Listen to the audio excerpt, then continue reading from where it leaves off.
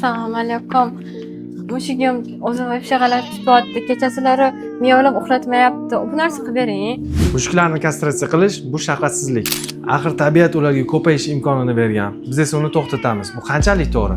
Agar siz ham shunaqa kastratsiya yoki sterilizatsiya shafqatsizlik deb o'ylayotgan bo'lsangiz, ko'chadagi barcha mushuklarni taqdiri va o'limiga sababchi bo'layotgan bo'lishingiz mumkin. Chunki ko'chadagi mushuklar yil davomida yuzlab qarovsiz mushuklarni dunyoga keltirishi mumkin.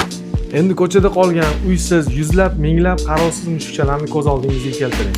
Siz shunda ham kastratsiya yoki sterilizatsiya bu shafqatsizlik deb o'ylaysizmi? Fikringizni izohlarda qoldiring. Videomizdagi ma'lumotlar yoqqan bo'lsa, like va podpiska bosib qo'ying. Kimga shunaqa kastratsiya va sterilizatsiya xizmatlari kerak bo'ladigan bo'lsa, Bibinor klinikasiga murojaat qilishingiz mumkin.